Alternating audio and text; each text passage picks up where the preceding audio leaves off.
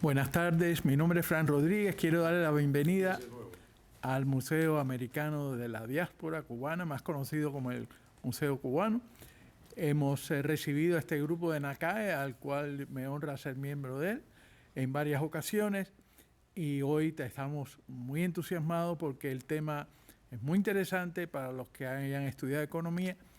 Y para los que no, yo prologué el libro. Lo mejor o una de las cosas buenas que tiene este autor es que no toma por sentado que todos los que lo leen van a ser iniciados en la materia, y entonces él en diferentes partes define términos como elasticidad y demás para que cualquier lector pueda seguir y entender los conocimientos que él está impartiendo.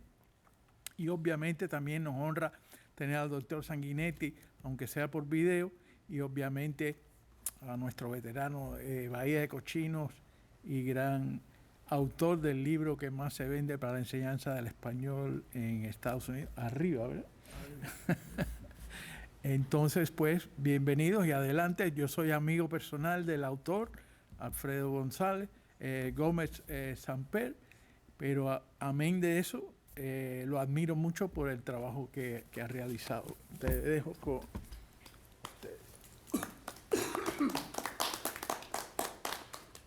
Muchas gracias, Frank.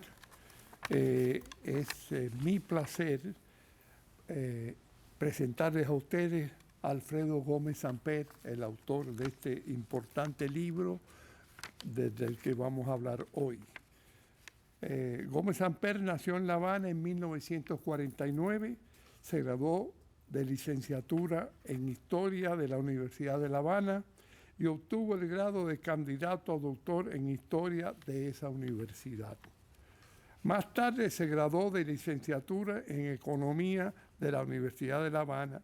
Se desempeñó como director de planificación en el Ministerio de Industria Ligera. Posteriormente pasó a trabajar como investigador del Centro Nacional de Restauración de Monumentos. Más tarde estuvo un año en el Archivo General de Indias de Sevilla, así como en otros archivos españoles, realizando investigaciones acerca del desenvolvimiento arquitectónico y urbanístico de la ciudad de La Habana. Impartió clases de Historia de Arte Colonial Cubano en la Escuela de Historia de Arte de la Universidad de La Habana.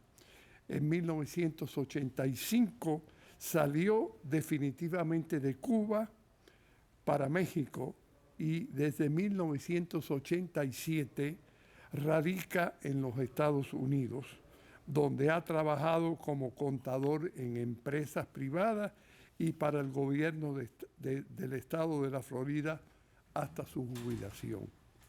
El libro analiza la política y las instituciones políticas que se desarrollaron durante el periodo republicano de Cuba. Cómo influyó el desempeño económico sobre las instituciones políticas y estas a su vez sobre el desempeño económico, así como sobre el pensamiento tanto de políticos como de economistas, empresarios e intelectuales nacionales y extranjeros. El libro está compuesto de una introducción y 8 monografías dedicadas al comportamiento específico de los distintos aspectos económicos que se pueden leer independientemente. Al terminar la presentación del autor, habrá un periodo de comentarios sobre el libro que hará el doctor Jorge Sanguinetti, distinguido economista cubano. Sin más, los dejo con Gómez Samper. Yo quería que primero Kiko hablar algo con respecto al libro, porque Kiko fue el que hizo posible que existiera el libro. Sí. Antes de la presentación del autor, el señor Modesto Arocha nos va a decir unas palabras. Buenas tardes. Yo no soy economista, pero me leí el libro completo porque lo edité y me lo tuve que leer. Aunque no entendí muchas cosas porque yo lo que estaba buscando era errores textuales y de redacción y de ortografía y arreglar los gráficos que tenía el libro. O sea, no fui como economista porque no lo soy, pero de todas formas quiero decir algo sobre el libro. Muchos cubanos hemos aprendido por las malas que la expansión del Estado afecta de manera negativa a la economía y a la sociedad. Lo aprendimos por los resultados de la implantación del socialismo en nuestro país. Pero este concepto que relaciona el tamaño del Estado con la economía no se limita al socialismo, también ocurre en el capitalismo. Sobre el periodo republicano, desde 1902 a 1958, muchos cubanos, entre los que me encuentro, hemos pensado que al ser un periodo capitalista la economía floreció con sus altas y sus bajas, pero floreció. Yo mismo vi progresar a mi familia en La Habana. En la década del 40, solo 2 de mis 13 tíos que vivían en La Habana tenían trabajo. 2 de ellos enfermaron de tuberculosis, probablemente debido a la mala alimentación. Pero ya en 1958 todos tenían trabajo y gozaban de una vida aceptable como trabajadores simples. Sin embargo, este libro de Alfredo nos dice algo contraintuitivo a personas como yo, que la economía cubana estuvo constreñida precisamente por la expansión del Estado, especialmente después de 1933. La expansión del Estado limitó la libertad de mercado, fomentó la corrupción y debilitó la legitimidad democrática, llevando precisamente a la aparición de un régimen totalitario. Según Alfredo, este socialismo parcial tuvo figuras representativas como Ramón Grau San Martín y Fulgencio Batista, quienes encarnaron diferentes etapas de esa tendencia política: aumento del gasto público, endeudamiento y regulaciones económicas que dificultaron el desarrollo empresarial y económico del país. Este libro busca presentar una comprensión teórica clara de que hubo un socialismo parcial en Cuba durante el periodo anterior al socialismo real. Lo que demuestra Alfredo en este libro respecto a la economía se aviene a lo que respecto a la política dice César Reynel Aguilera en su libro El Soviet del Caribe. La isla de Cuba estaba preñada de socialismo y lo parió el 1 de enero de 1959. Cada vez que me hace falta, ahora voy a hablar del libro como objeto físico. Cada vez que me hace falta un contrapeso en la casa, busco el libro de Alfredo porque pesa más de 3 libras. Tiene 828 páginas, que es el máximo de páginas que admite un libro para ser impreso y distribuido por Amazon. Hubiera tenido cómodamente 2 tomos, pero con la complicidad del autor decidí meterlo a empujones en estas 828 páginas, haciendo los márgenes más estrechos, la letra más pequeña y los renglones más apretados de lo que dicta la elegancia. El aspecto práctico se impuso sobre la estética. También el libro es de mayor tamaño que el estándar. En lugar de ser de 6 por 9 pulgadas, es de 7 por 10 pulgadas. Tiene 123 tablas y 72 gráficos. Creo que un libro como este no se puede preparar en menos de 10 años, diga lo que diga el autor, desde su concepción, claro. Mi amigo David Landau, premio Pulitzer, me dijo una vez: no hay ningún libro que merezca la pena que se haya escrito en menos de 10 años. Esta es una obra monumental sobre la economía de Cuba en sus 56 años de república que amerita el estudio y la lectura y el comentario de los economistas interesados en Cuba. Muchas gracias.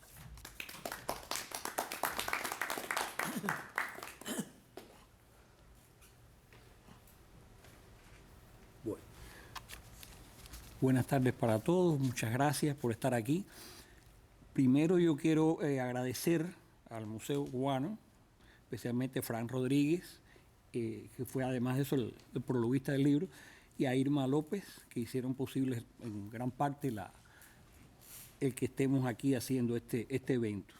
También yo quiero agradecer al doctor Eduardo Zayas Bazán de NACAE, que posibilitó y acogió con entusiasmo el hecho de hacer de este libro, o sea, presentar este libro.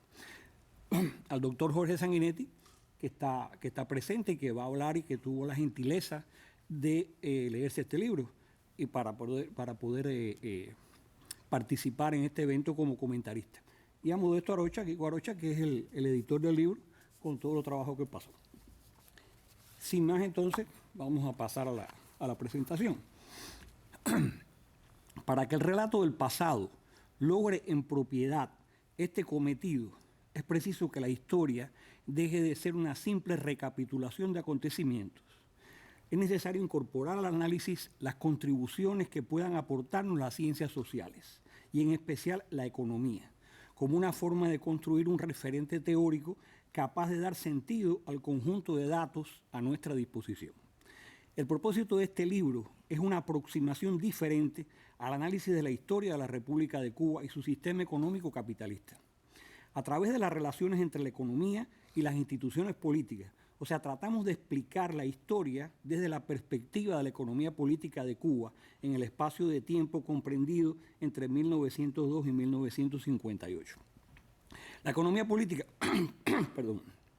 la economía política es una rama de la ciencia económica que estudia cómo el Estado influye a través de la creación de instituciones y toma de decisiones en la producción, la distribución, el cambio y el consumo de bienes y servicios de un país. La economía política siempre tiene una perspectiva histórica, ya que la producción, la distribución, el cambio y el consumo son actividades que se realizan en el tiempo, de acuerdo a los cambios demográficos y tecnológicos, impactando en las instituciones que forman el Estado, en la estructura social, en las ideologías económicas y sociales y, consiguientemente, en las decisiones políticas que se toman, las cuales no siempre tienen que ser acertadas. Muchas veces, al encontrarse en función de los intereses de un reducido grupo, pueden ser perjudiciales para el conjunto de la sociedad. A diferencia de la historia económica tradicional, que parte de una hipótesis e inserta algunos datos para apoyar esas hipótesis sin el correspondiente análisis económico, nuestro método es todo lo contrario, ya que las hipótesis surgen del análisis de la evidencia empírica, utilizando la teoría económica como herramienta para el análisis y contrastándola con la opinión y análisis de los políticos e intelectuales contemporáneos a los hechos en tiempo real, ya sean nacionales o extranjeros, y que de una u otra forma participaron en propuestas y decisiones o que contribuyeron con sus ideas en el pensamiento económico de su época. Este método de investigación inductivo da como resultado una historia objetiva o econométrica, debido al amplio uso de estadísticas y que modernamente ha sido llamada de manera generalizada en los medios académicos como cliometría. Clio es la diosa griega de la historia.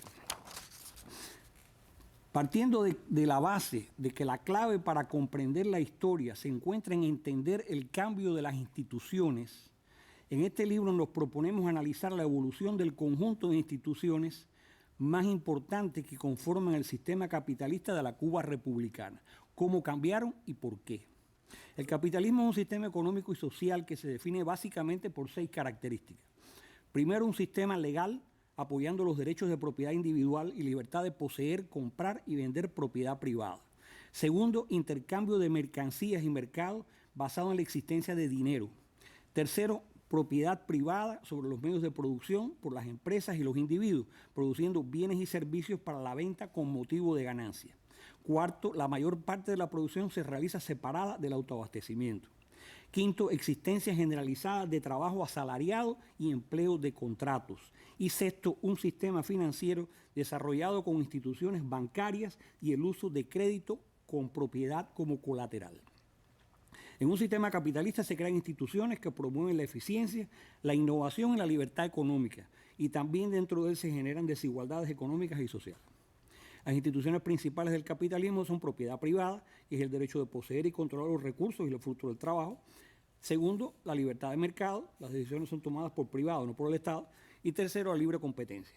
Las empresas compiten entre sí para atraer consumidores, mejorando la calidad y disminuyendo los precios. Dentro de un sistema capitalista pueden surgir, y de hecho surgen, instituciones que estorban la eficiencia y la innovación y que coartan la libertad económica. Ningún sistema existe en la realidad en un estado puro. Por tanto, nunca ha existido ni existirá un capitalismo perfecto, por lo que la definición no es más que un modelo teórico que sirve como referencia para el análisis. Y así veremos en este libro cómo fue evolucionando el sistema capitalista en la República de Cuba a través del análisis del cambio institucional y de los indicadores macroeconómicos, cómo fue avanzando el Estado y retrocediendo el mercado, y cómo y por qué se fue deformando el capitalismo en comparación con el modelo teórico. Cuando la isla de Cuba comienza a ser colonizada en 1510, el recurso tierra se encontraba en una abundancia casi ilimitada. Sin embargo, el recurso labor, representado por unos pocos aborígenes casi sin habilidades debido a su bajo estadio de desarrollo y que rápidamente desaparecieron, constituía la gran limitante para el desarrollo de una economía en la isla, por lo que inmediatamente apareció la institución de la esclavitud, como en todas las sociedades del mundo, con abundancia del factor tierra y escasez del factor labor. La escasez de labor siempre fue una de las grandes limitantes dentro de la economía de Cuba, de la Cuba colonial, por lo que la esclavitud se mantuvo hasta 1886. En tanto, la otra gran limitante sería el esquema imperial de la metrópoli española de los Austrias, que solo estaba interesada en la extracción de metales preciosos de su imperio y no en el desarrollo de una economía comercial en las colonias, como fue el caso de los portugueses, los ingleses, los franceses y los holandeses. Este esquema, conocido como buyonismo, comenzará a cambiar lentamente con el cambio de dinastía en España, con la llegada de los Borbones a principios del siglo XVIII al trono español, que dieron inicio a reformas basadas en el pensamiento mercantilista francés, conocido como colbertismo, por Jean-Baptiste Colbert, que fue el ministro de Economía de Luis XIV. Por esta razón, hasta comienzos del siglo XIX, la economía de la isla fue básicamente de subsistencia, debido a que Cuba, como colonia, no tenía valor económico para la corona española y solo valor estratégico. Así, las actividades económicas de la isla se orientaban a producir para abastecer el reducido mercado interno, las flotas que ocasionalmente tocaban el puerto de La Habana y las pequeñas guarniciones de los castillos que defendían la isla, con algunas exportaciones esporádicas de un poco de azúcar, cuero de vacuno y tabaco de manera legal o ilegal en los pocos barcos que tocaban los puertos de la isla. La economía colonial cubana era escasa de labor y de capital y abundante de tierra, por lo que necesariamente se desarrollaría como una economía agrícola y ganadera. Solamente en el siglo XIX, con la primera globalización, Cuba integra su economía al mercado mundial, produciendo azúcar, dado su enorme ventaja comparativa, por lo que tendrá que importar los factores de producción escasos, o sea, grandes cantidades de labor, inicialmente en forma de esclavos, y después como inmigrantes arribarán a la colonia, y de capital incorporado a la industria azucarera, incorporando a la industria azucarera los últimos adelantos técnicos de la revolución industrial, evolucionando así desde una economía de subsistencia a convertirse en una economía de plantación. El gran ideólogo de la economía de plantación de fines del siglo XVIII sería Francisco de Arango y Parreño, pero otros intelectuales cubanos como Félix Varela, José Antonio Sacco y sobre todo José Martí serían contrarios a este modelo económico. En la visión económica de Martí, ese modelo no tenía cabida, ya que él concebía que en una Cuba libre debía predominar una producción y comercio diversificado con base a una sociedad, o sea, que diera base a una sociedad más equilibrada e igualitaria, pero la realidad fue otra con el nacimiento de la República. Toda investigación histórica requiere de una periodización, lo cual implica necesariamente forzar la realidad, la cual transcurre sin interrupciones. Solamente los historiadores dividen en periodos. El tiempo no, el tiempo transcurre. Pero la periodización es un recurso que obligatoriamente utiliza el investigador para hacer comprensible el devenir histórico y que éste no sea una masa de datos sin conexión aparente. Por lo que esta división artificial no puede hacerse caprichosamente, sino que debe estar basada en un criterio determinado. Nosotros hemos dividido de manera convencional la historia de la República en dos grandes periodos. La Primera República, que transcurre entre 1902 y 1933, más específicamente entre el 20 de mayo de 1902 y el 4 de septiembre de 1933, y la Segunda República entre el 4 de septiembre del 33 y el 31 de diciembre de 1958. El criterio fundamental para esta división convencional se basa en el cambio de paradigma que tiene lugar en la economía política de la República, ya que durante la Primera República la política se encontraba en función de la economía, O sea, la economía constituía la variable independiente como resultado del estatus de protectorado sancionado por la enmienda Platt. Con la Segunda República el paradigma se invierte. El Estado cubano, al ganar soberanía y dejar de ser legalmente un protectorado luego de abolida la enmienda Platt, comienza a adquirir un papel cada vez más protagónico y a determinar el rumbo económico del país, por lo que la política asume el papel de la variable independiente en la ecuación histórica de Cuba. Esta división, a su vez, la hemos dividido en subperíodos en función del comportamiento del ciclo económico de Cuba, y así tenemos que en la Primera República comprende los siguientes subperíodos. De 1902 a 1920, un periodo de prosperidad y auge. De 1920 al 25, un periodo transicional entre el auge y la depresión. De 1925 al 33, el periodo de la depresión. La Segunda República, de 1933 al 40, periodo de transición entre la depresión y el auge. Del 41 al 47, un periodo de auge. Del 47 al 52, transición entre el auge y la recesión.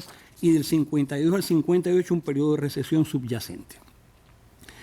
A partir de esta periodización analizamos las causas internas y externas del cambio en el ciclo económico, su impacto en las instituciones de la República y en los indicadores macroeconómicos, tales como el ingreso nacional, el per cápita, el empleo y el desempleo, inmigración, la oferta monetaria, las cuentas nacionales, la deuda pública, la productividad del trabajo, la distribución del ingreso nacional, etcétera, etcétera. Siguiendo estos criterios hemos estructurado el libro de la siguiente manera. Primero, una introducción donde exponemos la metodología seguida, una interpretación esquemática de la historia republicana, las teorías acerca del crecimiento económico, especialmente los que se desarrollan después de la Segunda Guerra Mundial, una discusión de las opciones de Cuba o los caminos que se abrían ante Cuba en la etapa final de la República y un análisis de la distribución de la riqueza en Cuba. 2. En la segunda monografía tratamos la expansión y evolución del Estado cubano, sus tipologías e ideologías políticas, la fuente de sus ingresos y destino de los gastos de los diferentes periodos presidenciales, el análisis de sus principales instituciones y el impacto sobre la economía, tales como la Constitución de 1901, de 1940, la enmienda Platt, los tratados de reciprocidad comercial, las diferentes ideas expuestas acerca de los problemas económicos de Cuba y las soluciones propuestas por cubanos en programas, manifiestos y ensayos, formando una breve historia del pensamiento económico cubano, así como algunos estudios realizados por extranjeros en los diferentes periodos de la República. La tercera monografía trata del desenvolvimiento de la legendaria industria azucarera cubana en su fase republicana y un análisis de la agricultura y la ganadería, la estructura de la tenencia de la tierra, el latifundio y la reforma agraria. Una cuarta monografía es dedicada a la industria no azucarera y al proceso de industrialización que tuvo lugar. Una quinta monografía dedicada a la inversión y acumulación de capital nacional y extranjero, la productividad del capital y cómo evolucionó la estructura productiva de la República. Sexto, una monografía dedicada al comercio exterior de Cuba durante la República, su estructura física y geográfica, así como el comportamiento de las balanzas comerciales y la cuenta corriente como apartado de las cuentas nacionales. Cómo se desarrolla el comercio, especialmente con Estados Unidos, en los diferentes periodos, los términos de intercambio y su impacto sobre el resto de la economía cubana.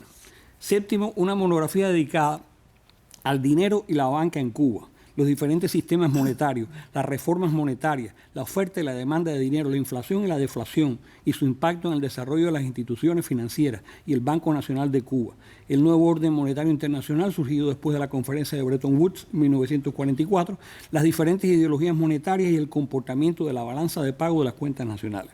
Octavo, una monografía dedicada a la demografía y la inmigración, el empleo y el desempleo, un análisis del mercado laboral en los diferentes periodos y un análisis del comportamiento de la productividad del trabajo y los ingresos de los trabajadores.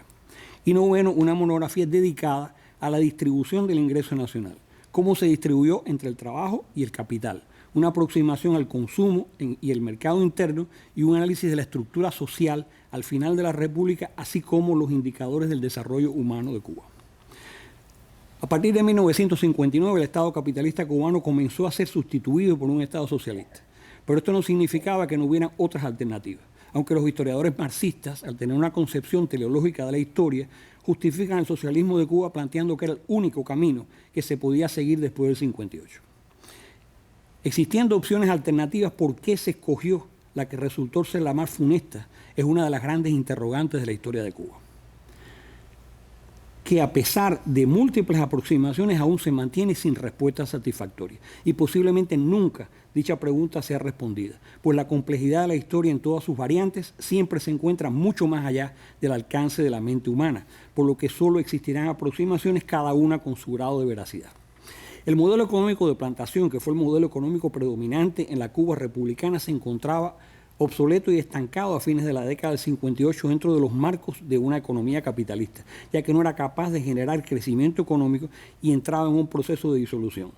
Las dos alternativas posibles eran continuar por la senda del desarrollismo, como lo proponía la CEPAL y como seguían en aquellos momentos varias repúblicas latinoamericanas, el camino que terminó fracasando finalmente en la década del 80, o la apertura a la inversión norteamericana, que fue el modelo seguido en los años 60 por los llamados tigres asiáticos, con un éxito económico impresionante.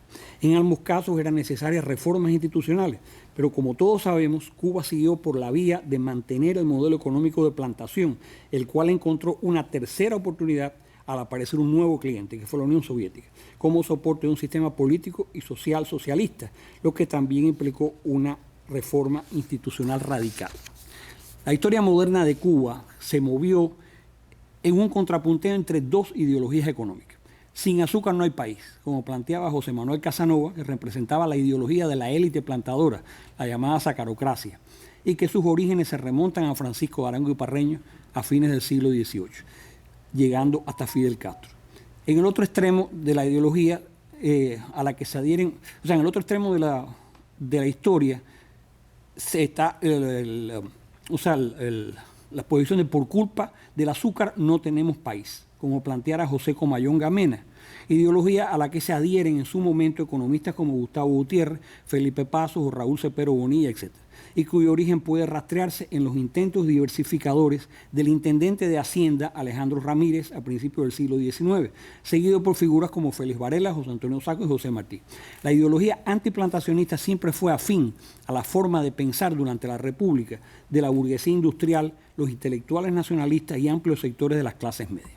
En este libro estoy planteando un cambio en la forma tradicional de ver los procesos que forman la historia de Cuba, la cual en general, salvo contadas excepciones, han estado basadas en una perspectiva lineal, descontextualizada del marco internacional, no solo económico, sino político e ideológico también. Esta división ha creado una historia irreal, parroquiana, encerrada en sí misma. No hay manera de comprender el pensamiento y la actuación de políticos e intelectuales fuera del contexto en que se desenvolvieron sus ideas. El tiempo en la historia define la manera en que percibimos y entendemos. El tiempo en la historia transcurre en dos tiempos. La historia de corta duración, que es la historia del acontecimiento y de la eventualidad, y la historia de larga duración, que es la historia de los procesos. La historia de corta duración fluye en la superficie, con eventos y acontecimientos. Es la historia que se ve. En tanto, la historia de larga duración fluye lentamente, debajo de la superficie. Es la historia formada por procesos tales como los cambios económicos, demográficos, tecnológicos, social, institucional y cultural, formando el sustrato del acontecimiento. Es la historia que no se ve. Existe una correlación estrecha, no de causa y efecto, entre los dos ámbitos que forman la historia, influyéndose mutuamente, por lo que el historiador no debe obviar ninguno de los dos en el análisis histórico. Y esto es lo que hemos tratado de hacer en este libro. Nosotros partimos del criterio de que el oficio del historiador es no solo contar la historia hay que explicarla, no solo narrarla. ¿Por qué sucedieron los hechos? Y para explicar y salir de la mera narrativa, en las ciencias sociales, donde no es posible la experimentación, como en otras ciencias, hay que comparar y contextualizar. Con este libro tratamos de contribuir al conocido propósito del estudio de la historia, que es conocer el pasado para entender el presente y prever lo más posible el futuro. Muchas gracias.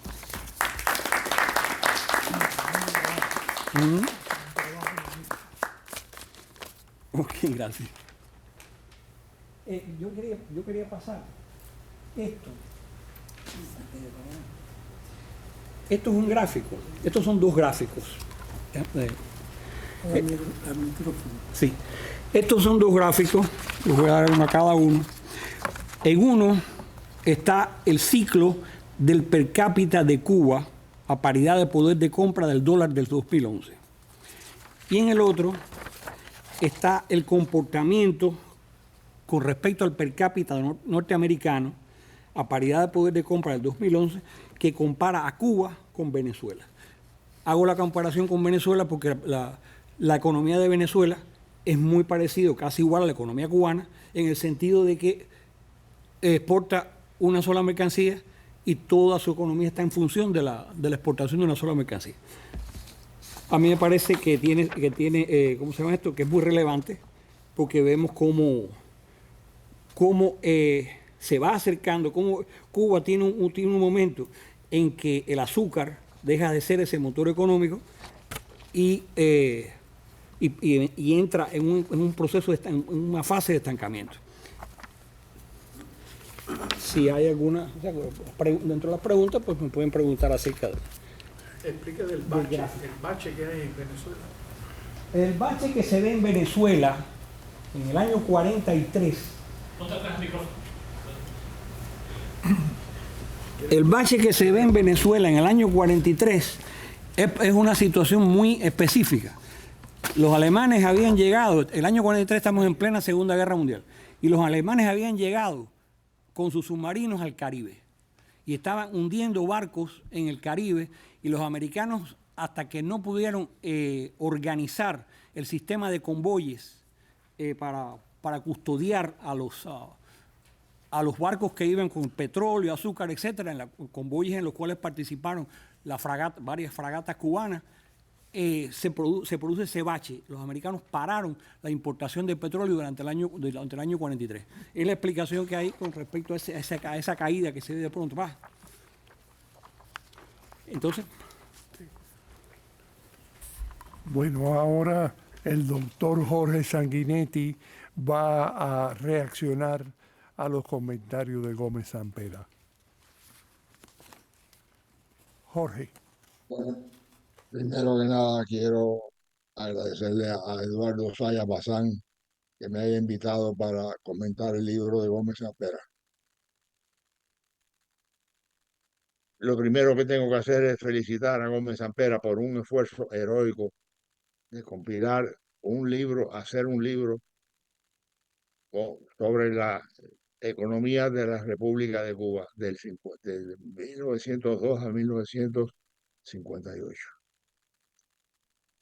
Yo no conozco nada parecido escrito, no he visto nada escrito con tal intensidad y esfuerzo sobre la economía cubana. El metabolismo de la sociedad cubana que debemos entender con más detalle. Es definitivamente un libro importante, es un libro formidable. Lo mucho que he podido leer, pero a pedazos, haciendo una especie de muestreo del libro, me impresiona profundamente, porque parte de lo que he estudiado sobre la República, yo viví parte de la República, es obviamente indispensable, pero de hecho el libro es un catálogo de los 56 años de República, pero es un catálogo de la destrucción hecha sobre el castrismo, por el sistema no solamente socialista. Hay que tener en cuenta que el socialismo cubano está adulterado en cierta manera o intoxicado por el castrismo. El castrismo es un fenómeno en sí mismo, no solamente comunismo. Es la intervención personal de Fidel Castro en la economía.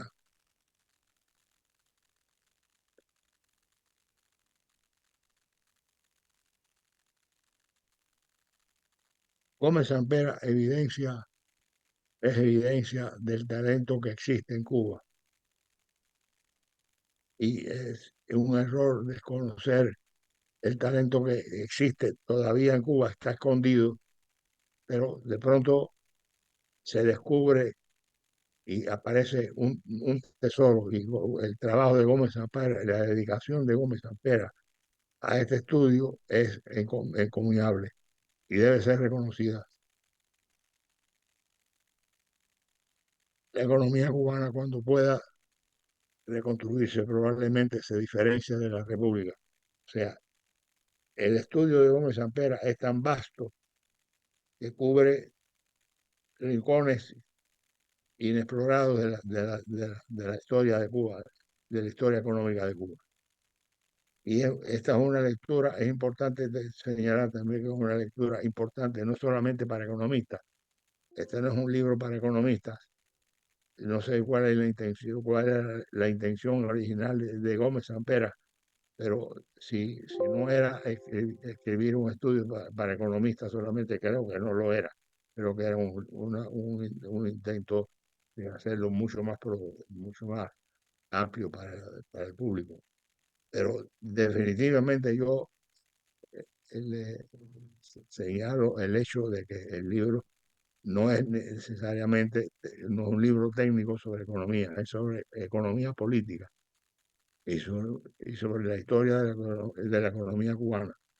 En este aspecto felicito de nuevo a Gómez Sampera por mencionar el trabajo de John Devereux sobre lo que es la economía cubana y lo que representa la economía cubana en términos de la historia económica contemporánea de los países de América Latina y la excepción que es Cuba en muchos sentidos. La economía cubana, cuando pueda reconstruirse, probablemente se diferencie de la República. O sea, la devastación del castrismo es tal que esa economía que se refleja en el libro va a ser difícil que se reconstruya en sí misma. O sea, lo más probable es que tengamos una economía nueva, posiblemente liberada del monocultivo, que yo estoy de acuerdo con la expresión de lo negativo que fue el monocultivo para Cuba y la dependencia de un solo producto.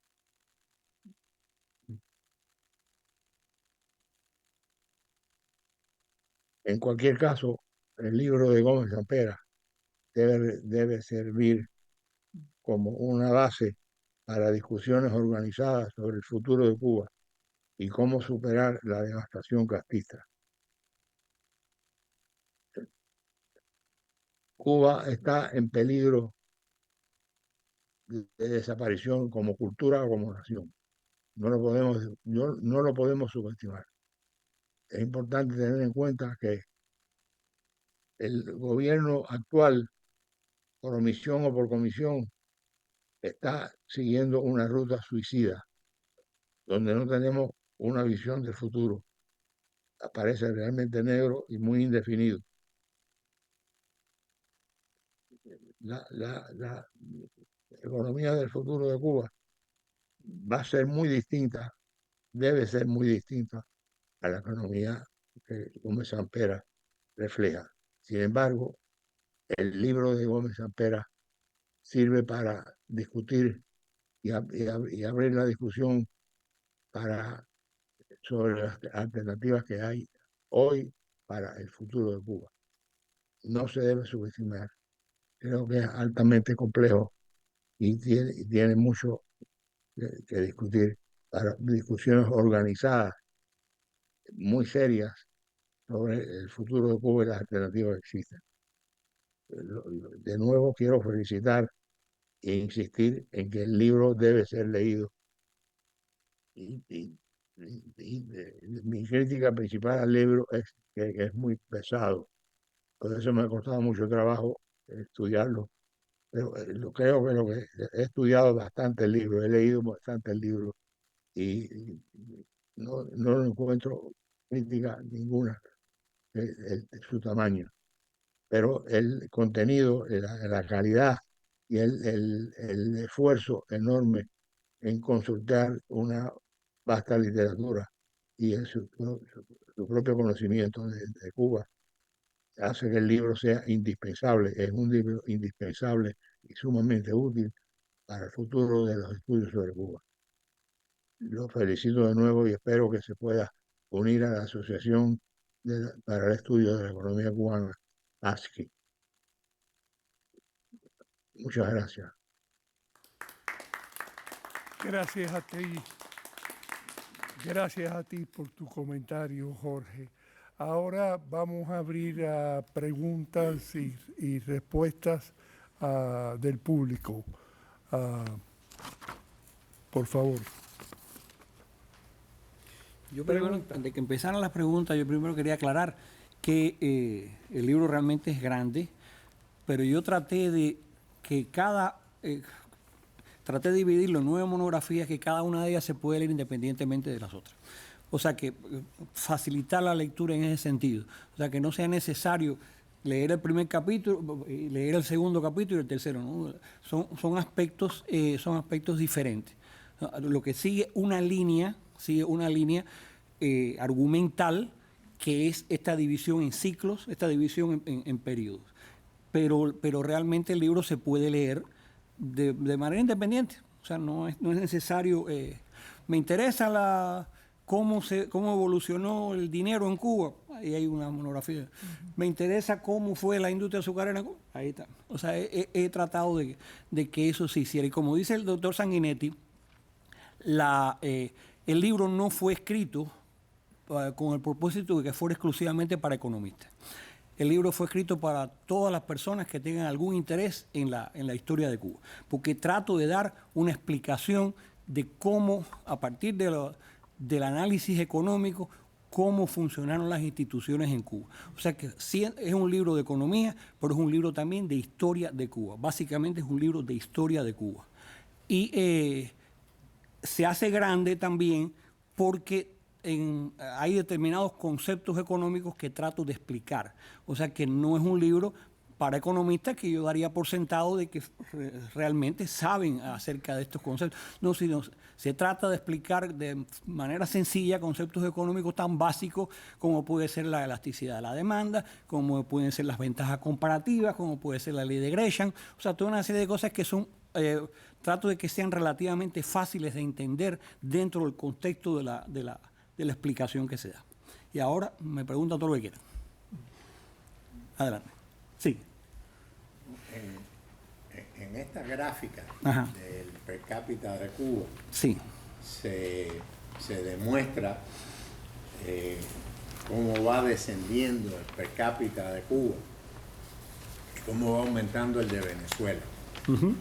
Pero si usted tuviera que buscarle algo positivo a por qué es que ese per cápita de Cuba iba descendiendo, correcto, obligado a encontrar algo positivo. De manera relativa, o sea, es con respecto al per cápita norteamericano. Sí, pero si usted tuviera que encontrarle algo positivo de que estuviera pasando, porque a mí se me ocurre que a lo mejor lo que hay es una mejor distribución del ingreso. Puede ser. Porque cuando yo veo lo de 1919, usted tiene toda la razón. Que aquella zafra de $1.000 millones se quedó entre 4 familias. Usted tiene toda la razón. Entonces hubo algo bueno cuando iba cayendo el per cápita. Usted tiene toda la razón.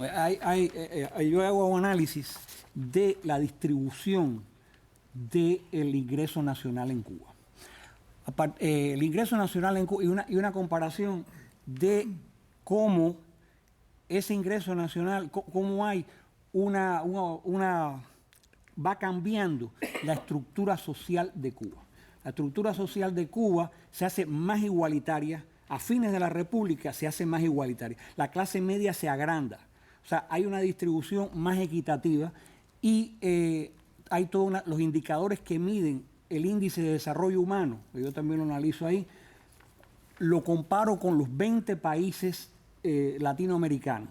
Y Cuba, teniendo un per cápita medio dentro de las repúblicas latinoamericanas, tiene el tercer lugar en índice de desarrollo humano. O sea que le está diciendo que, como usted dice, hay una bastante buena distribución del ingreso. Y eso yo lo achaco a la Constitución de 1940.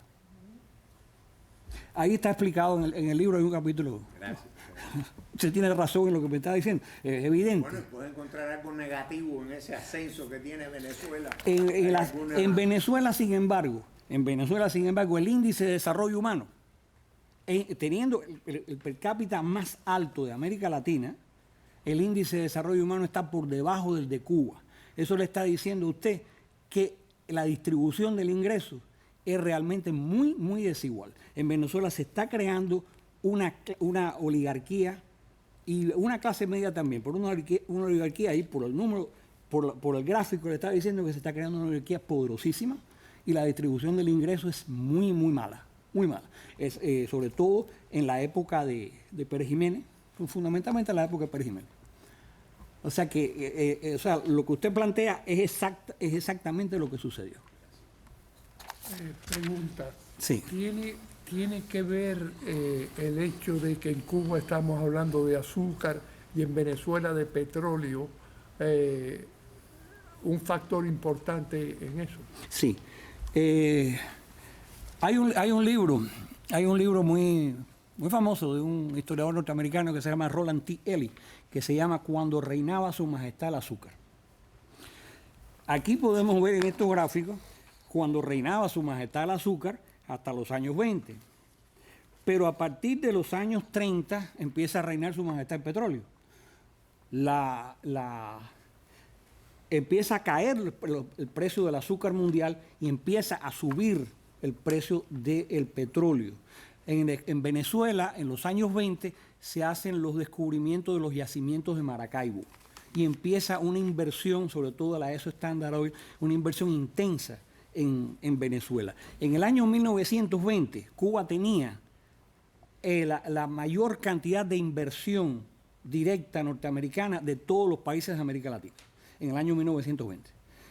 En el año 1958, ya Venezuela y Brasil estaban por encima del volumen de inversión directa de capital directo norteamericano, ya se habían sobrepasado a Cuba. La inversión norteamericana en Cuba no fue una cosa lineal.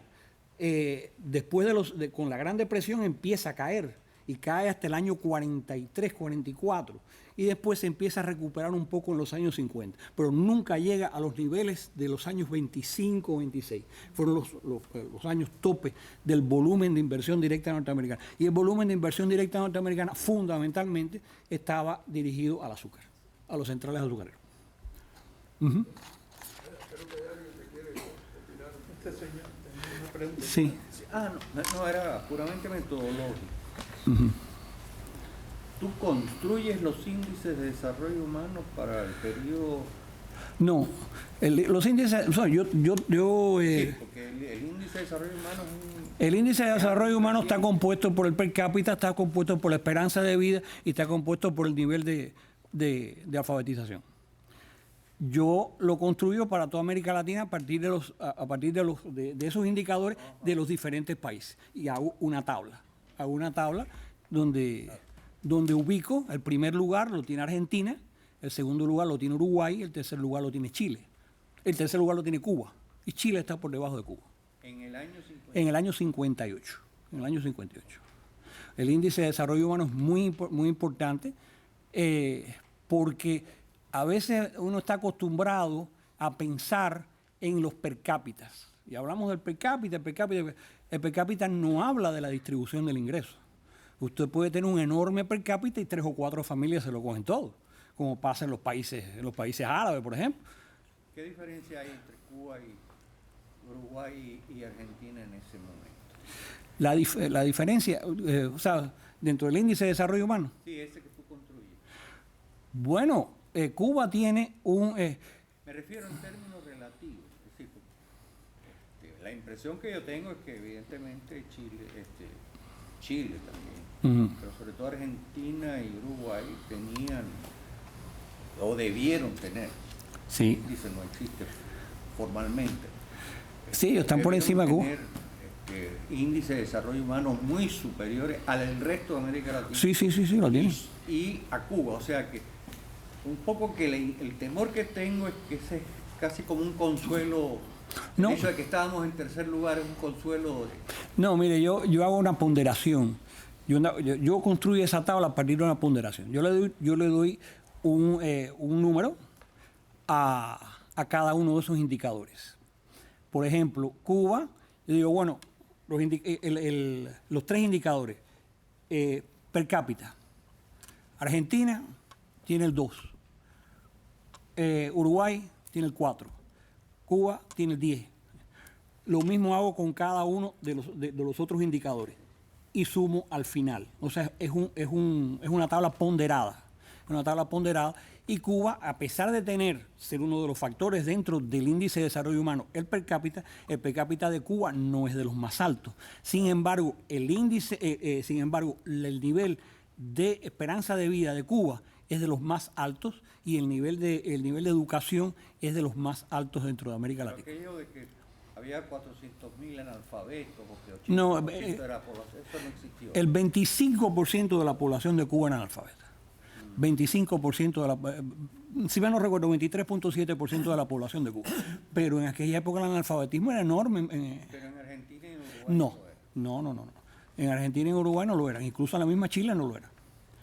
En ese sentido eran superiores. Sin embargo, la esperanza de vida de Cuba era muy Ese es un alta. accidente demográfico en la historia de Cuba, ¿no? El de la esperanza de vida al nacer. La esperanza de vida al nacer era muy alta en Cuba. Pero es por eso, es un fenómeno demográfico que no está bien definido. Pues yo creo... En el año 58 la esperanza de vida al nacer en Cuba era más alta que la de Estados Unidos. Sin embargo, No sé decir, no recuerdo, no sé qué decirle, creo que era como de 64 años. sí, era altísimo. Era altísima. Era altísima. Es que en Cuba había muchos médicos. En Cuba había muchos médicos. La medicina estaba muy desarrollada en Cuba. La educación de la escuela de medicina en Cuba, grababan muchos médicos, había mucha... Realmente en ese sentido, aparentemente una de las explicaciones que se puede dar, ¿no? Yo no sé exactamente, no tengo la explicación exacta, ¿no? Pero una de las explicaciones pudiera ser esa. Un tema muy interesante. Gracias. Sí, el tema del índice de desarrollo humano es muy interesante. Muy interesante, porque ahí le dice usted, con países con altísimos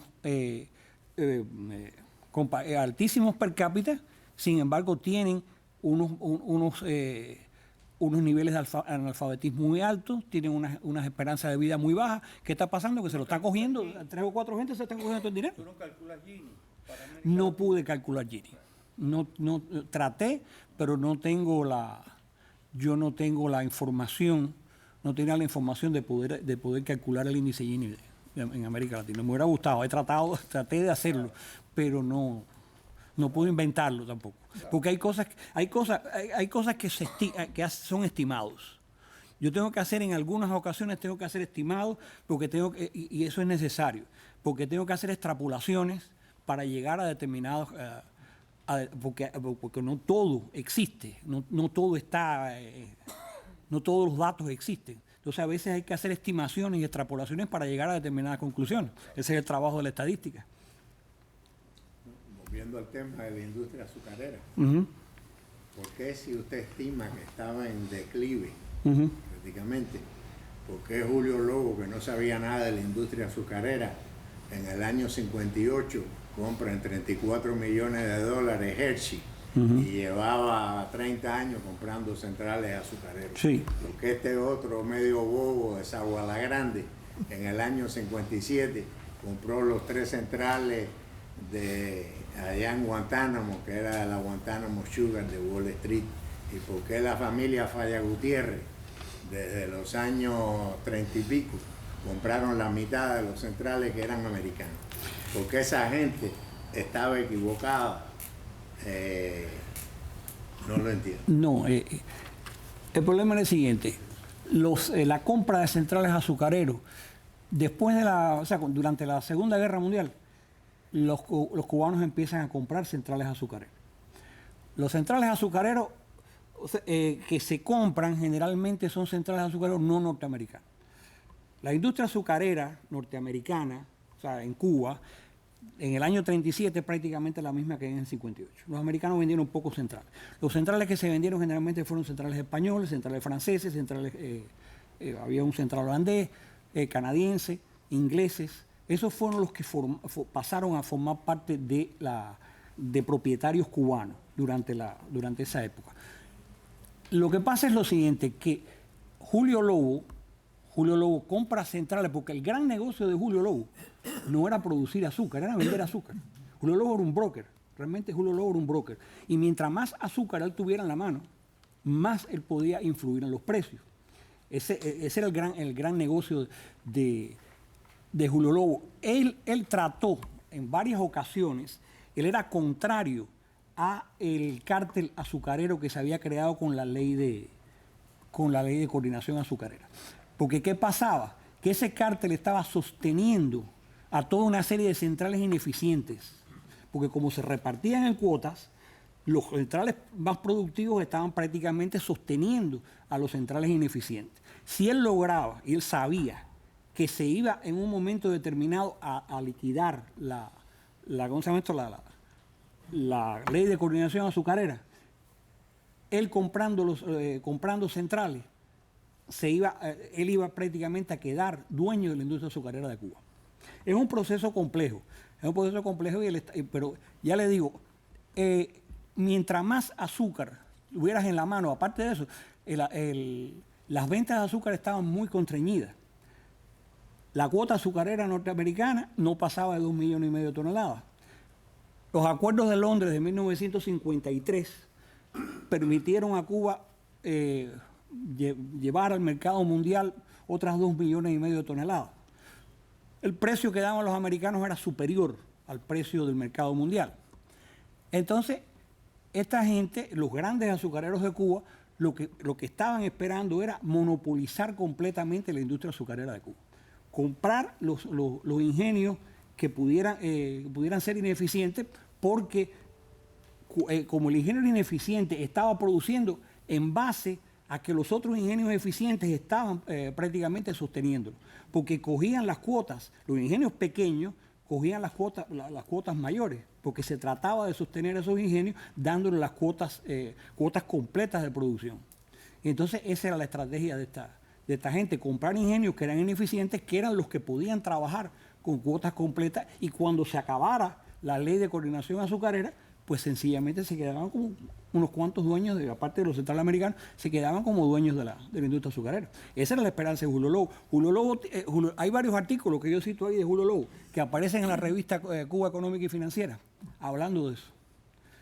En contra de las limitaciones de la zafra, él sabía que si la zafra no se limitaba, los precios del azúcar iban a desplomarse y se iban a arruinar todo el mundo, y él era el único que se iba a quedar con... O sea, era una estrategia que él llevaba, queriendo forzar la ruina de los centrales ineficientes que él iba a obtener. Yo hablo sobre eso y cito esos artículos de Lobo criticando como que era un error histórico la limitación de la zafra. Primero la que se hizo en el 26 con la ley Verdeja, y después todas las que se hicieron después, sobre todo a partir de 1953. Tenía una pregunta. Sí. No, yo quería decir algo, a mi entender, yo sé que el libro, la exposición, radica más un fundamento más histórico que económico. Ajá. Pero yo voy aquí, por ejemplo, viendo este de la gráfico, yo lo compararía los valores de la producción de Cuba de azúcar con la de Venezuela, porque no es lo mismo la rentabilidad de un tipo de producción que es extremadamente alta la producción de petróleo, o sea, la riqueza, no es lo mismo. No, pero en este gráfico yo lo que estoy es comparando los per cápita con respecto al per cápita norteamericano. Con respecto al per cápita norteamericano. Bueno, pero es que eso es precisamente lo que yo quiero señalar. Precisamente lo que yo quiero señalar es eso. Como el petróleo dio una posibilidad económica enorme a Venezuela, y como el azúcar se estancó. Es lo que... En este plano del azúcar tenemos que producto de la recesión, en los 30 y pico baja el azúcar, y después sí, con el motivo de la 41 de la Segunda Guerra Mundial sube el azúcar de una manera permanente, como lo vemos aquí, escalonadamente hacia arriba. Ya en esos años 50 miren, en el año 53 ocurre un hecho histórico en Cuba, desde el punto de vista político. En el año 53 es el juicio a Fidel Castro. Y cuando él hace la historia más soberana, él hace una crítica, y allí en el libro ese donde él hace a los jueces, ¿no? Los factores de cuáles son los planes de por qué fue el ataque al puente de Pucallpa. Entonces es para completamente variar toda una serie de aspectos y menciona que cuando triunfe la revolución, que él piensa, pues entonces va a haber una distribución de una pelea de cosas, inclusive ahí está mencionando, cualquiera que coja el libro de la historia de Marzo Vega lo puede encontrar en la página no sé cuánto, porque yo lo vine a ver aquí, a estudiar otra vez esa imagen. Entonces ya no estuvo advirtiendo que va a ser él si ocupa el poder. La otra cosa es que en Cuba, en los años 56, 57, ya se estaba a través de la producción de azúcar se estaban llevando a cabo otras producciones, como por ejemplo el cartón para las construcciones, porque yo inclusive viví en la salud y vi ese trabajo de construcción. Estaba usándose la opción para las mieles, inclusive en ese grandioso determinación del Banfai que hubo en Cuba, que es un aspecto económico y político muy importante, fue una decisión de Carlos Pío. Una gran tecnología que se incorporó gracias a la Banfai y fue creciendo. Cuando hubo el cambio de gobierno después del golpe de Estado, pues entonces Batista siguió apoyando ese trabajo que estaba haciendo el Banfai, porque en el año, cuando llegó el 58, ya Cuba era autoabastecía el 80% del arroz. Es una maravilla lo que estaba ocurriendo en esa época. Igual que el problema del turismo que explotó debido a un gran desarrollo, inclusive en los años 56, llegada el casino a Cuba. Aquello fue una irrupción que se hizo el FOMSA, se hizo La Habana, una serie de contratos de compañías americanas, eran de los jugadores, ¿no?, del juego. Se quería establecer casi siempre Cuba como ¿cómo se llama? Del Caribe, ¿cómo se llama? Se juega Las Vegas. No Monte Carlo. El Monte Carlo del Caribe. O sea que yo vi una proyección muy bella porque yo la viví. Entonces, inclusive en el año 59 había una propuesta, López Viraboy, que es de Cubana Aviación, estaba terminando ya y había un hecho con que le pagaban $70, costaba un viaje de Miami a La Habana con un día con $70 y de una mañana. Eso es todo, o sea, se proyectaba, porque yo la viví, un ímpetu. Sin embargo, cuando llegó el socialismo, ya todo, no hay que echar la historia. En el año 1953 se limitó se volvió a la restricción azucarera. Porque la zafra de 1952 fue una zafra muy grande que amenazaba con... De todas maneras, los precios cayeron, los precios del azúcar cayeron. Pero precisamente por eso. ¿Por qué? Julio Lobo era un bárbaro. No. Eso se hizo en contra del criterio de Julio Lobo. Eso es en contra del criterio de Julio Lobo. Eso lo hizo el Instituto, el Instituto de Coordinación del Azúcar. Y eso lo manejaba Batista y lo manejaban otra gente, que eran los que... Arturo Mañas, que era el director de eso, y eso se hizo en contra del criterio de Julio Lobo. Julio Lobo no quería que se pasara la restricción azucarera. Se separó 1.750.000 toneladas de la producción del 52 para ser vendida en 4 años, y la zafra azucarera estuvo restringida entre el 53, 54 y hasta el 56. El 57 ya se declaró libre porque los precios del azúcar subieron, sobre todo influenciado por el suceso del Canal de Suez, la guerra del Canal de Suez. Bueno, los precios mundiales subieron, pero teníamos una cuota especial a precios preferenciales gracias Sí, había a las relaciones con los Estados Unidos y la dolarización desde 1902 de la economía cubana. Eso hay que aplaudirlo. Bueno. Muchas gracias. Ok, otra pregunta entonces. No, volvemos al tema del azúcar. Esa zafra del 53 la pagó el Estado cubano. Los centrales le pudieron pagar a los colonos y los colonos a los trabajadores y esto, porque fue un empréstito, el Estado cubano el que puso el dinero para la zafra esa. Para la zafra. Lo que quedó que se vendió en 2, 3, Que se vendió en 4 años después. Que se pudo vender después en 4 años. Entonces en el año 57 se volvió a hacer una zafra libre Pero ya le digo, Cuba, el mercado de Cuba ya no pasaba de 5 millones de toneladas. 5 millones y pico de toneladas, porque era el consumo nacional, que no pasaba de 800.000 toneladas, la cuota azucarera, que era aproximadamente 2,5 millones, y la cuota del mercado mundial, según los acuerdos de Londres, que era aproximadamente unos 2 millones de toneladas. Cuba no tenía mercado para más, y habían otros países del mundo que estaban produciendo enormes cantidades de azúcar, como la India, como Brasil, como Australia, y la misma Unión Soviética. Se habían convertido en grandes productores de azúcar. La Unión Soviética producía azúcar de remolacha. Pero los Estados Unidos también, aquí había crecido la producción de azúcar, de azúcar de remolacha en los Estados Unidos ya había alcanzado una gran eficiencia. Había mejorado mucho la eficiencia. Ya empezaba a producir la Florida. Ya en los años 50 empezaba la industria azucarera de la Florida. O sea que se incorporaron al mercado mundial, porque eso es lo que tiene el azúcar. El petróleo lo tiene un país que tiene petróleo, pero el azúcar lo puede hacer todo el mundo. Ese es el problema del azúcar. El azúcar lo hace cualquiera, de remolacha, de caña, hoy en día sale hasta del maíz, de cualquier cosa sale el azúcar. Y entonces esa desventaja han tenido los países que han tenido un modelo económico basado en las plantaciones azucareras, que ya en los años 50 empiezan a disolverse en todos los países, sobre todo del área del Caribe. Ese fue uno de los problemas de Cuba. Hasta un punto determinado reinó su majestad el azúcar, pero ya a partir de ahí el azúcar dejó de ser el motor económico del desarrollo de Cuba como fue hasta los años 20. Había que buscar otras alternativas.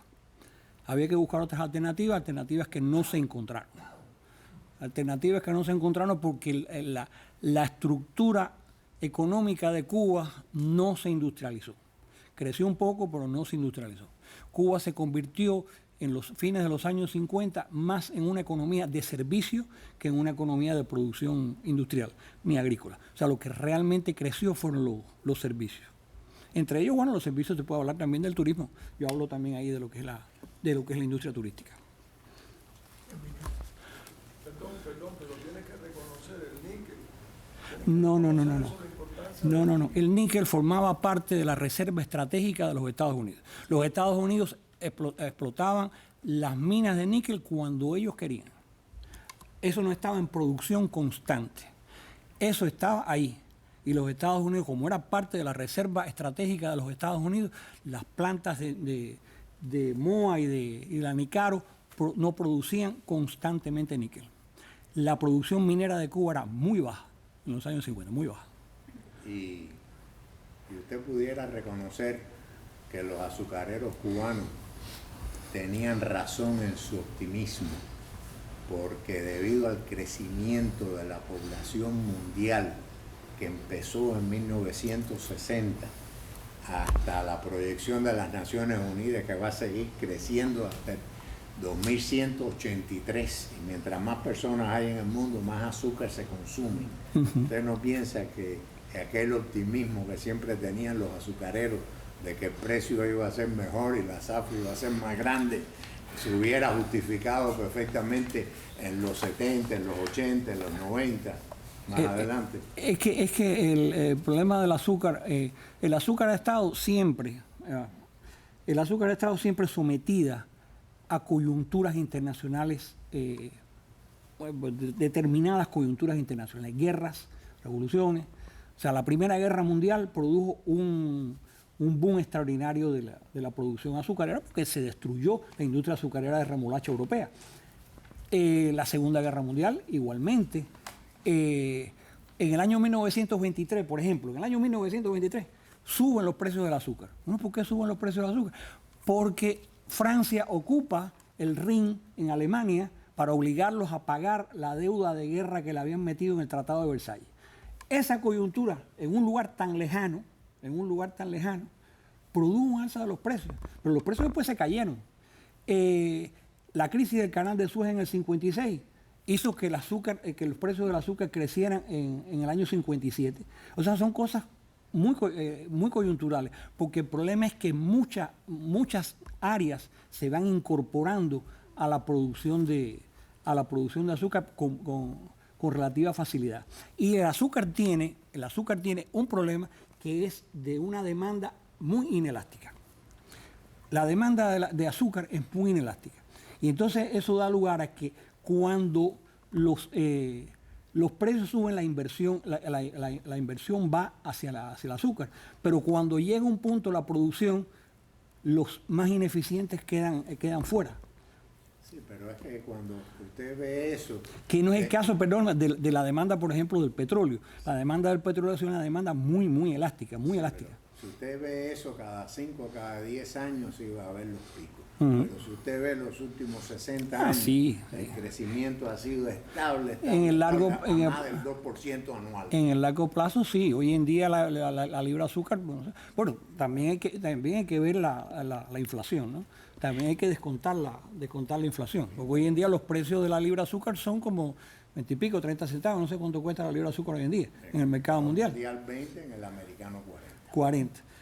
Si usted tiene que hacer una... Y nadie pierde dinero produciendo azúcar. ¿No? Brasil exporta 30 o 40 millones de toneladas todos los años y no pierde dinero. Pero el problema es que Cuba tiene un límite de tierra, tiene un límite de... Si estuviéramos haciendo 10, 15, 20 millones de toneladas, estaríamos en un país muy rico. Usted se imagina la clase, el área necesaria. Cuba, la industria azucarera de Cuba se arruina ya después de los años 70 y pico, 80, por la improductividad de la tierra. Fundamentalmente por la improductividad de la tierra. La tierra en Cuba, la tierra azucarera en Cuba no estaba produciendo, en los años 80, 90, no estaba produciendo más allá de 20.000 arrobas por caballería. Cuando a principios de la década de los 20, en los años 10, en Cuba, en el siglo XX, en los años 10, producía un promedio de 80.000 arrobas en tierras bastante fértiles, ¿no? Porque en el occidente de Cuba siempre los rendimientos, como una tierra más vieja, una tierra azucarera más vieja, los rendimientos eran más bajos. Pero la pérdida de productividad por la falta de regadío, fundamentalmente, y por la falta de fertilizantes. Y la productividad estaba cayendo hasta un nivel que era imposible. Pero si en el año 90, 91 se hizo más de 8 millones de... No. Pero, esto es muy importante lo que voy a explicar. A fines del 60 y pico, el azúcar fue un precio en el mercado mundial. Por la guerra de Vietnam. Eso fue que nosotros vendimos azúcar y eso fue la entrega de Argentina que recibimos los Chevy y eso de Argentina, producto de eso. Y eso fue la razón porque los Fidel Castro decidió la zafra de los 10 millones. Y en base a eso lo que dice la ley. Sí. ¿Qué pasó? Perdóname, pero te voy a decir porque yo la agricultura la conozco y el azúcar la conozco y la vaca la conozco porque esa es mi especialidad como economista. Yo digo que yo soy economista desde abajo hasta arriba. En la agricultura, por favor. Yo fui casi a administrar una cooperativa en un campesino que se llama Amistad Cubano Soviética, donde éramos azúcar. Allí, en esas áreas, yo domino completamente igual que la producción, la burocracia, puede haber una conferencia, lo que sea aquí de ganadería y de tabaco. Estaba por el MINAS que toda área que produjera menos de 50.000 arrobas era digna a demolición y a los momentos de trabajo. Eso era norma en nosotros y en todo el MINAS, yo lo conozco completamente. Entonces, eso es simplemente una observación. Pueden seguir la conversación. La productividad promedio de Cuba por caballería, de caña, Cuba por caballería, en el año 1958, de acuerdo a las publicaciones azucareras que se hacían, era de 45.000, aproximadamente unos 45.000 arrobas de caña por caballería, promedio. habían tierras que producían más y habían tierras que, como le digo, los ingenios azucareros, los ingenios del occidente de Cuba eran ingenios muy viejos, eran ingenios eran ingenios que tenían una tierra azucarera muy gastada. Aparte de eso, uno de los problemas grandes también de la industria azucarera en aquellos momentos era el coronato. Había mucho pequeño productor. Y eso influía mucho sobre la productividad la productividad agrícola, porque esos pequeños productores tenían, el pequeño colono tenía que entregar, por la ley de coordinación azucarera, tenía que entregar 30.000 arrobas por zafra a los centrales. Era el límite más bajo.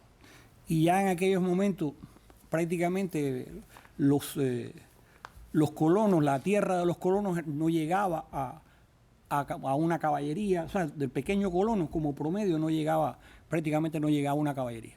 O sea que eso estaba influyendo muchísimo en la productividad de la tierra azucarera. ¿Ok? Yo creo que ya hemos agotado el tema, aunque pudiéramos seguir hablando. Bueno, yo quiero darle las gracias a Alfredo Gómez Sampera y al doctor Sanguinetti por habernos dado esta conferencia tan interesante. Siempre podemos aprender de los economistas, y los economistas para el futuro de Cuba van a ser muy importantes. Nosotros necesitamos para el futuro de Cuba, como dijo el doctor Sanguinetti, el futuro de Cuba económico no va a ser el de la República, ni se va a parecer ni de lejos al de la República. Yo creo que una de las cosas más importantes que tendría que hacerse de entrada en Cuba es solicitar a organismos internacionales que hicieran un estudio como se hizo en el año 34, como se hizo en el año 50 con la misión Truslow, hicieran un estudio integral de los problemas de Cuba y que propusieran soluciones. Yo creo que eso es básico, porque Cuba requiere de estudios profundos e integrales, formados por comisiones, las hay en el mundo, formados por comisiones de expertos en cada una de las materias, como se hizo con la misión Truslow y como se hizo con la Foreign Policy Association en el año 1934. Pero nosotros tenemos por un nuevo tratado de reciprocidad con los Estados Unidos, con el nuevo acceso a la cuota azucarera y poder vender 2,5 millones de toneladas de azúcar a 40 centavos la libra. así mismo. Pero que nos diga cuál es el próximo gran trabajo en el que está ya seguro cometido. Yo estoy trabajando en un libro que hubiera sido necesario un segundo tomo, en el análisis de lo que es el modelo de plantación, el modelo económico de plantación en Cuba, las causas del subdesarrollo de Cuba en los años 50, de por qué Cuba era un país subdesarrollado en los años 50. O sea, cómo evolucionó el modelo de plantación y cómo Cuba no pudo salir de ese modelo, y cuando ya estaba por salir, volvió a recuperarse porque apareció un nuevo cliente, que fue la Unión Soviética. O sea que hay 3 etapas. La plantación azucarera de Cuba tiene 3 etapas. La primera, en el siglo XIX, cuando Cuba se convierte en el gran productor de azúcar del mundo. Termina con la destrucción de la industria azucarera, con la guerra de independencia.